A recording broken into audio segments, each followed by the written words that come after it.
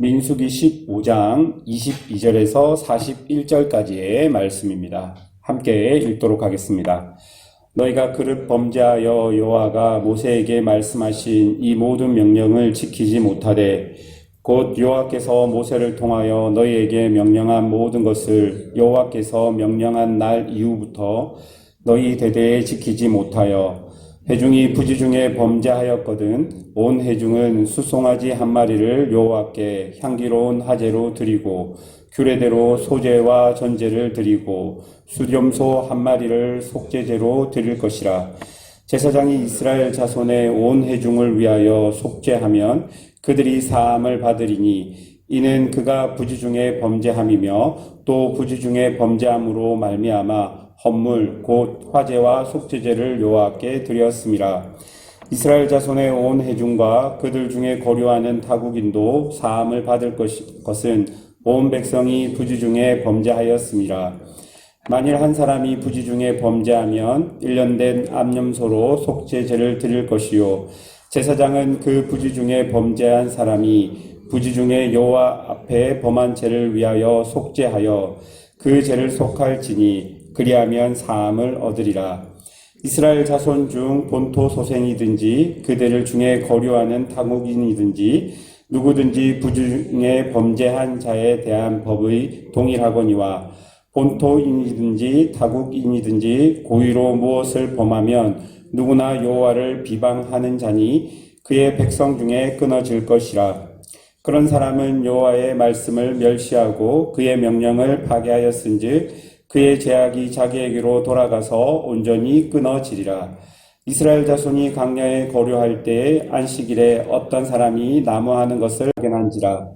그 나무하는 자를 발견한 자들이 그를 모세와 아론과 온 회중 앞에 끌러왔으나 어떻게 처치할지는 지시하심을 받지 못한 고로 가두었더니 여호와께서 모세에게 이르시되 그 사람을 반드시 죽일지니 온 회중이 진영 밖에서 돌로 그를 칠지니라.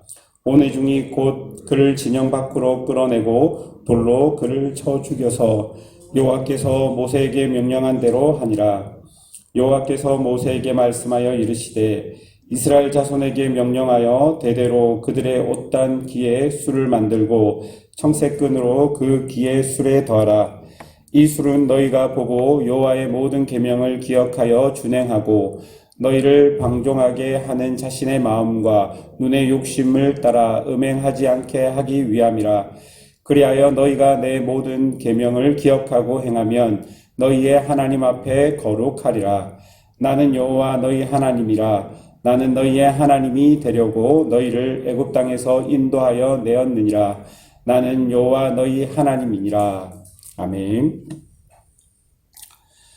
오늘 본문은 어제 본문의 연장선상에서 약속의 땅인 가나안 정착 이후에 부지중에 죄를 지었을 때 속죄 방법을 알려주고 계십니다.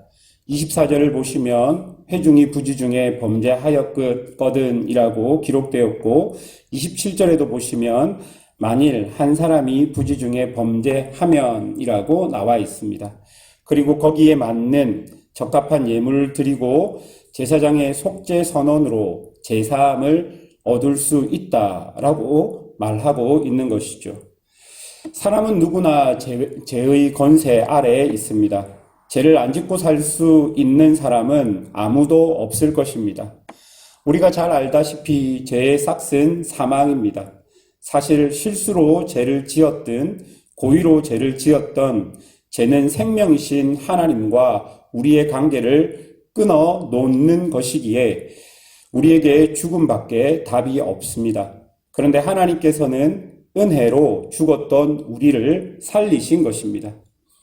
오늘 본문에서 부지중에 죄를 지은 사람들에게 속죄제를 통해 죄를 사해 주시고 살리신 것을 내가 몰랐기 때문에 이것은 봐주어야 한다라고 생각할 수 있지만 아닙니다.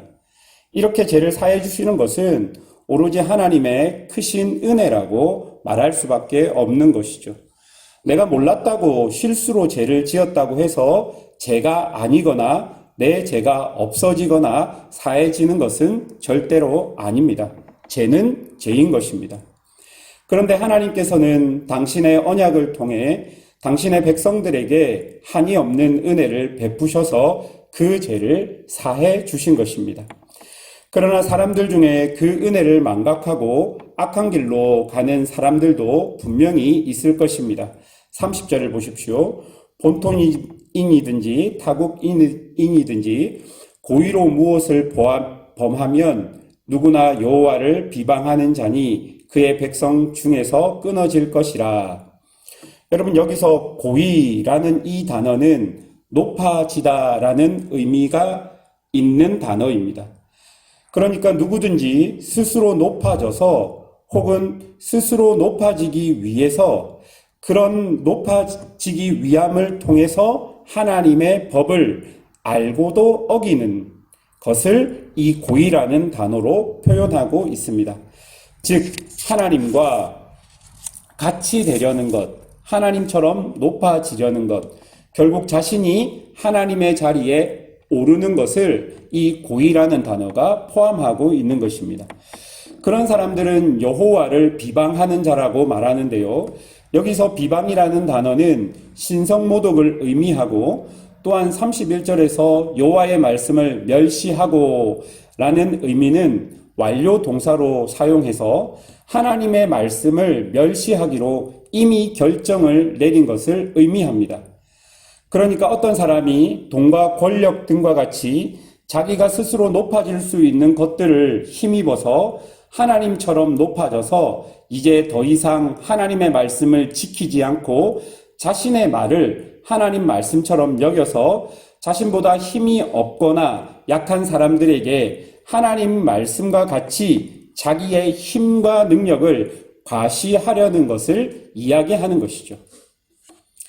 이후 이스라엘의 역사를 보면 이스라엘이 가나안으로 들어가서 사사시대와 왕정시대를 맞이하게 됩니다. 이 역사를 통해서 고의로 죄를 짓는 사람들을 보면요, 자신이 가진 권력으로 하나님의 선한 통치가 아니라 자신의 욕망을 채웠던 왕이나 귀족들, 그리고 성문 앞에서 공의로 재판해야 하는데 그렇게 하지 않은 장로들과 하나님의 말씀을 올바로 증거하지 않고 권력자들의 비리나 거짓을 감추기 위해 말씀을 오용했던 제사장, 거짓 선지자들이 바로 이런 사람들일 것입니다. 이런 종류의 사람들은 하나님의 은혜를 모르는 사람입니다. 즉, 하나님의 백성이기를 포기하고 하나님의 언약 관계를 스스로 떠난 사람이라고 말할 수 있는 것이죠. 사랑하는 여러분, 은혜는 곧 우리의 생존을 의미합니다. 이미 우리는 죄로 죽었습니다. 그러니 은혜가 아니면 도저히 살 수 없는 존재가 우리임을 기억해야 합니다. 이런 맥락에서 32절부터 나오는 안식일을 어긴 사람을 한번 보십시오. 여러분, 안식일은 특정 날에 일을 쉬는 것을 그 의미와 목적으로 두는 날이 아닙니다. 안식일은 하나님의 언약 백성들이 그 안식일을 통해 하나님으로부터 오는 은혜를 경험하고 나의 생명을, 나의 생존을 확인하는 날입니다. 여러분, 옛날에는 일을 하지 않는 것은 곧 먹을 것을 얻지 못하는 것이고 그것은 바로 나의 생존과 직결되는 문제였습니다. 그러나 하나님의 백성들은 안식일에 일을 하지 않아도 일용할 양식을 먹이시는 하나님을 경험함으로써 내가 하나님의 언약 안에서 은혜로 보호받고 있는 것을 확인하는 날이 바로 안식일이었던 것이죠. 그러니 이 안식일을 어긴다는 것은 자신의 생존이 하나님이 아닌 다른 곳에서부터 온다라고 생각하고 실천하는 행위였던 것입니다. 사실 이 안식일을 지킴으로 우리는 우리의 정체성을 지켜내는 것이죠.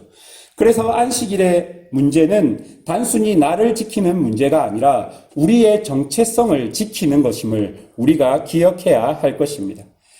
그래서 하나님은 이 정체성을 당신의 백성들에게 기억시키기 위해서 청색 끝을 옷자락 끝에 술에 만들어 달도록 했습니다.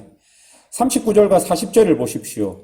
이 술은 너희가 보고 여호와의 모든 계명을 기억하고 준행하고 너희를 방종하게 하는 자신의 마음과 눈의 욕심을 따라 음행하지 않게 하기 위함이라.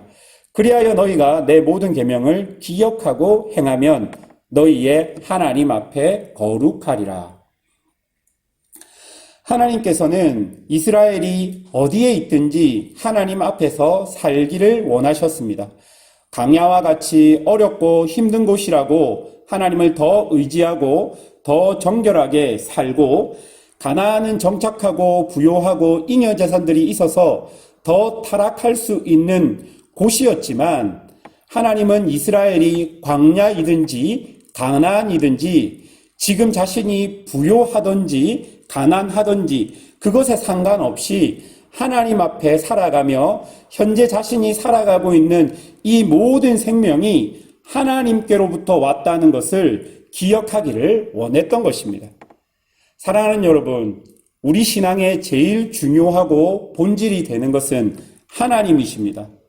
본문 제일 앞에서 속죄를 통해 우리를 정복했던 죽음을 생명으로 바꾸시고 그 생명이 사람과 다른 신이 아닌 오직 하나님께로부터 온 것을 말씀해 주시면서 결국 41절의 결론으로 애굽 땅에서 인도해 낸, 즉 우리에게 참 생명과 참 자유를 주신 하나님을 기억하라고 본문이 맞춰지는 것을 보아야 할 것입니다. 교회를 다니고 신앙생활을 하면서 하나님을 기억하지 못하면 정작 신앙의 핵심을 잃어버린 것입니다. 나의 생명이 어디서부터 왔는지, 나에게 은혜 주시는 분이 누구인지, 내가 부요해도 가난해도 그것이 나의 신앙의 핵심이 아니라 정말 하나님 때문에 그 모든 것을 견디고 이길 수 있는지를 오늘 이 새벽에 다시 한번 곰곰이 생각해 보아야 할 것입니다. 하나님께로부터 온 은혜를 기억하며 살아가는 것이 신앙인의 모습이라고 오늘 본문은 말하고 있는 것입니다. 사랑하는 여러분, 오늘도 하나님께서는 우리와 동행하신다고 말씀하십니다. 그 약속을 믿으며 오늘도 하나님과 함께 동행하는, 그리고 그 하늘로부터 오는 신령한 은혜를 경험하는, 그리고 그것을 힘삼아서 살아가는 성도들이 되시기를 주님의 이름으로 축원합니다. 기도하겠습니다.